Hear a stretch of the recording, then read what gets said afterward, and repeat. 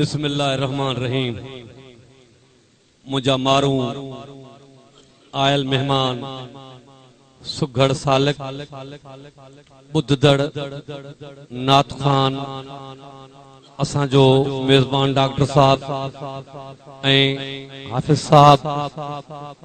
हकीकत यह है घणो टाइम गुजरियो वडो वक्त गुजरियो हिन जाए ते प्रोग्राम करे आसे पर जीअरन जो जिहाना हयातिया वरी सागी जाए ते जी पहुतासे।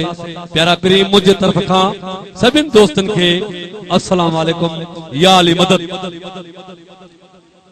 मु डाढो थोरायतो आया अब्दुल लतीफ सुमर साहब जो हेड़ी महफिल में असा के कोठ देई ऐं तवा सा जी मुलाकात कराई साईं जी वडी मेहरबानी आहे। शाह साहब जो बैत हिकिड़ो याद पहुचे। हकीकत यह है त ॾाढी दिल खुश पई थिए त महबूब जी सना पई हले। दिल चए पई त ॿुधूं पर अञा ॿुधंदासीं नात खान का ॿुधंदासीं।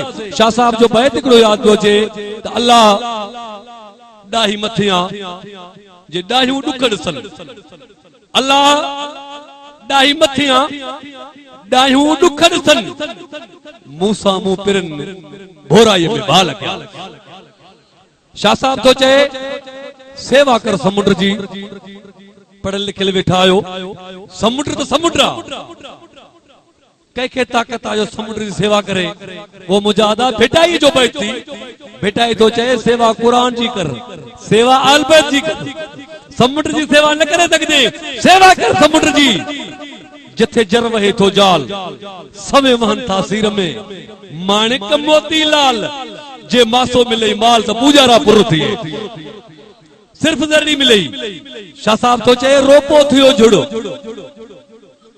खबर था रोपो छाके चइबो बाबा गालाइंदो त गालाइंदासे।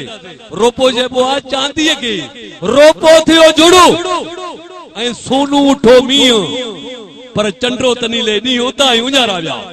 उहे बदबख्तन हेड़ो दीन मिलियो हेड़ो कुरान मिलियो हेड़ो असा के मौको मिलियो वो भी असा कुछ न पिराया तो उन जड़ो बदबख्त कोने को। मुझा प्यारा पीरी मां पंहिंजी महफिल के थोड़ो पोइते करे ऐं अब्दुल लतीफ सुमरे साहब के गुजारिश कंदुसि असा के एक नात बुधाए ऐं पंजन मारोन दा मुखातिब थे। बाद में कुछ वरी सुगड़ा के सिलसिले के वधाइदासे। अब्दुल लतीफ सुमरो सुभान अल्लाह जो आवाज न तो अचे छो निंड तो जा।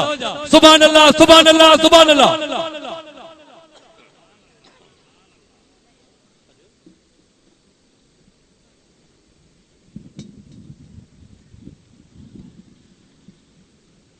जड़ो हाल मुख्तसर टाइम में